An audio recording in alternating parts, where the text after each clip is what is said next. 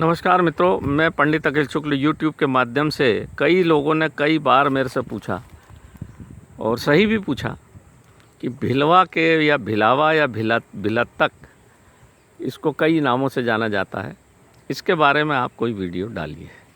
तो आज ये जो वृक्ष आप देख रहे हैं ये भिलवा का पेड़ है। भिलवा, ये देखिए, ये इसके ऐसे पत्ते हैं, पत्ते से इसको पहचाना जाता है। ये काजू की ही प्रजाति है, काजू भी बिल्कुल ऐसे ही होता है। और ये इस तरह से ये पूरा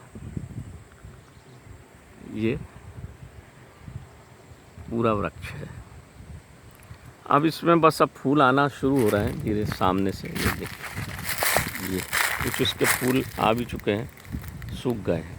बिल्कुल काजू के ही जैसा इसमें फल लगता है। नीचे काले रंग का बीजा होता है और ऊपर जो लगा रहता है उसको बोलते हैं गुड़म्बी, और जो नीचे काला रहता है उसको बोलते हैं भिलवा। सब लोग इसको जानते हैं, भिलवा को सब लोग अच्छे से पहचानते हैं। ये नीचे से इस तरह से इसकी ब्रांच होती है, नीचे से ही इस तरह से हो जाता है ये। और जब पुष्प आते हैं, इतना तीव्र पेड़ है ये कि पुष्प के समय अगर इसके नीचे आप बैठ गए तो इसमें से कुछ रस जैसा टपकता है, वो अगर आपके शरीर में लग गया, बहुत ज़्यादा गर्म होता है तो आपका पूरा शरीर फदक जाता है। आयुर्वेद में जितने भी इस तरह के जो वृक्ष हैं या पेड़ हैं वो बहुत काम के हैं। ये बहुत गर्म होता है और इसका अगर ठीक से प्रयोग किया जाए तो बहुत काम का है। आयुर्वेद में भिलवा का बड़ा महत्व। आपने पुराने ज़माने में देखा होगा, धोबी लोग एक निशान लगाते थे काला, वो इसके ही तेल का लगाते हैं। इसका तेल बहुत तीक्ष्ण, बहुत तीव्र होता है, अगर हाथ में लग जाए तो जलन पड़ने लग जाती है। परंतु ये है बहुत काम का वृक्ष। और इसका जो ऊपर की गुड़म्बी है जिसको खाते हैं वो भी गर्म होती है, वात रोग के लिए उसका प्रयोग करते हैं। इसका भिलत्तक अवलेह भी बनता है। वो अवलेह इतना तेज़ बनता है कि उसको यदि ठंड में ही खाया जाता है, उसको गर्मी में तो खा ही नहीं सकते आप। ठंड में खाने के बाद भी वातनाशक है, ये बहुत बढ़िया वातनाशक है।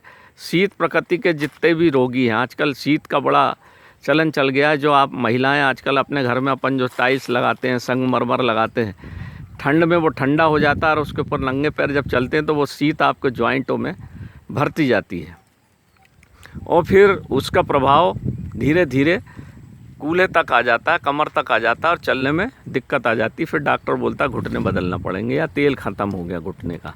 ये शीत का प्रभाव है। आजकल 80% महिलाओं को ये बीमारी बढ़ती चली जा रही है। तो शीत प्रकृति के लोगों के लिए ये भिलवा बहुत ही काम का। किसी भी प्रकार की अगर चोट लग गई हो उसमें भी ये बहुत काम आता है। तो ऐसा कहा जाता है कि जितने भी शीत प्रकृति के लोग हैं, जब ये पुष्पित अवस्था में से ख़त्म हो जाए, निकल जाए, पुष्पित अवस्था में तो बैठ ही नहीं सकते, 1 माह तक इसके वृक्ष के नीचे अगर 2-2 घंटे आदमी बैठे तो उसको शीतवात रोग जड़ से नष्ट हो जाता है। इतना प्रभावी वृक्ष है ये। इसकी छाल का और पत्ते का भी प्रयोग करते हैं शीत रोग में। इसके पत्ते का चूर्ण बनाते हैं और इसके छाल का चूर्ण बना के बहुत कम मात्रा में आयुर्वेद के किसी जानकार की उपस्थिति में अगर दिया जाए, क्योंकि जैसे ये खाओ तो गर्मी लगती है। भिलवे का जो हम अवलेह बनाते हैं वो अगर आदमी खाए तो ठंड के दिन में भी अगर वो बाहर निकलता तो उसको चटके लगते हैं, इतना गर्म है ये।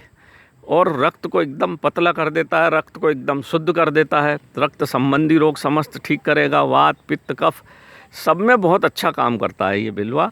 और आयुर्वेद में बड़ा महत्वपूर्ण है, पर आजकल धीरे धीरे इसको हम भूलते चले जा रहे हैं, आयुर्वेदाचार्य भी भूलते चले जा रहे हैं, क्योंकि इसका प्रयोग बहुत संभाल के करना चाहिए। ये देखिए, अब इसमें पुष्प आएंगे, ये आने लगे छोटे छोटे, ये सब ये ऐसा निकलेगा और बिल्कुल काजू के ही जैसा इसका फल आएगा। तो उसके फल का जो नीचे का भाग है उसका तेल निकलता है, बहुत संभाल के उसका तेल निकाला जाता है। कई पारद कर्म में, पारद भस्म में, कई तरह की भस्म बनाने में भी उसका तेल का उपयोग होता है। और ऊपर की गुड़म्बी खाई जाती है, इसकी छाल का प्रयोग होता है, इसके पत्ते भी गर्म है, इसके पत्ते का भी प्रयोग किया जाता है। हम जो भी वातनाशक चूर्ण बनाएंगे उसमें इसका ज़रूर हम प्रयोग करेंगे। और भिलवा जो कल्प बनता है, भिलवा कल्प, वो बहुत ज़्यादा गर्म होता है, बहुत संभाल के उसका प्रयोग किया जाता है। हम वो भी बनाते हैं, परंतु वो जो जिनके जोड़ आपने देखा होगा, उनके बिल्कुल जॉइंट सख्त हो गए, चलने में अब तकलीफ़ हो गई, जॉइंटों में सूजन है, इसका प्रयोग अगर कर लिया जाए तो 1 माह में समूल वात रोग नष्ट होता है। इतना तीव्र है ये, इतना गुणकारी है। और किसी भी प्रकार की अगर चोट लग गई हो, दमा रोग में भी ये बहुत काम आता है। हम जो दमा का चूर्ण बनाते हैं उसमें भी इसका प्रयोग करते हैं। जो किसी प्रकार की अगर चोट लग गई हो तो इसकी छाल को निकाल के और उसको बढ़िया पीस लें और उसको पुलटिस जैसा बांध दें। गर्म पानी से सेकने से सूजन तुरंत 2 दिन में सूजन पूरी उतर जाती है।